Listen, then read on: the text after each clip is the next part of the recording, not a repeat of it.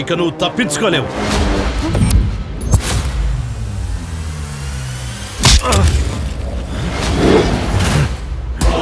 ఎవడ్రా నువ్వు?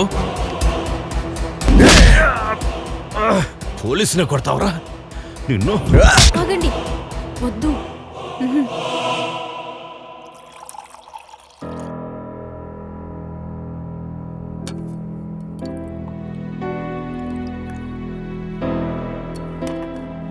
అంత గట్టిగా కొట్టావేంట్రా బండ వెదవా? ఏం తింటున్నావురా? ఏమీ తెలియనట్టు ఎంత అమాయకంగా చూస్తున్నావురా? నీ పేరేంట్రా? చెప్పవా? మర్డర్స్ ఎందుకు చేస్తున్నావో అదైనా చెప్తావా? మర్డర్స్ ఏంటి సార్? మాకేం తెలీదు. ఎవరిని చూసి ఎవరనుకుంటున్నారు? మీరే.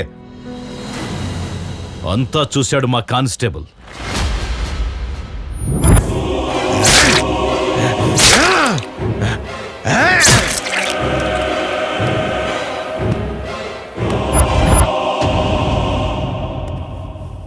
భయపడకండి, కూల్.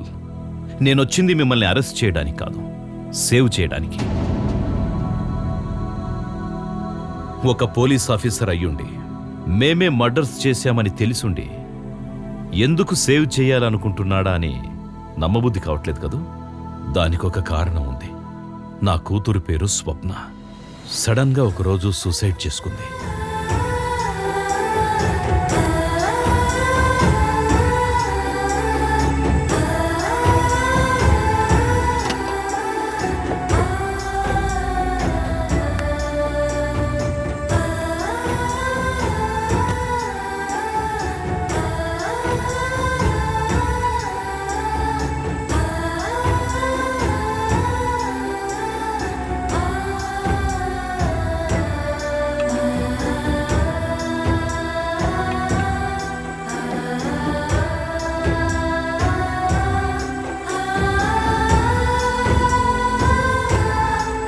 మన తెలంగాణ రాష్ట్రంలో కొత్తజాల గ్రామంలో అర్ధరాత్రి దెయ్యాలు తిరుగుతున్నాయని గ్రామాన్ని ఖాళీ చేస్తున్నారు. దీనిపైన కొంతమంది స్పందన తెలుసుకుందాం.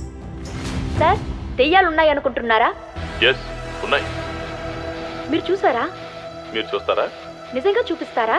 వెనక సీట్లో ఉంది, చూడండి. దెయ్యాన్ని మింగేస్తా.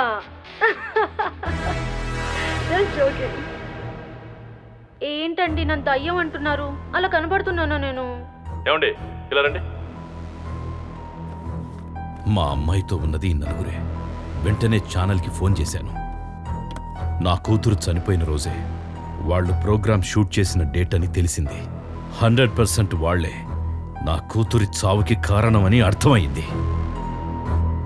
నేనే ఆ నలుగురిని షూట్ చేసి పారేద్దాం అనుకున్నాను. ఇంకో 2 నెలల్లో నా రిటైర్మెంట్ ఉంది.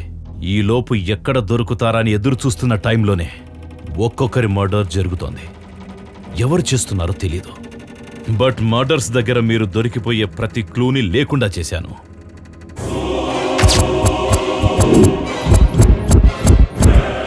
లేకపోతే ఈ రోజుల్లో మర్డర్స్ చేసి తప్పించుకోవడం అంత తేలిక కాదు.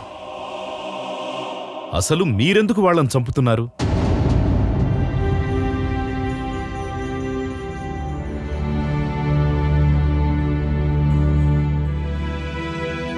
మీకు జరిగిన అన్యాయమే మాకు జరిగింది సార్.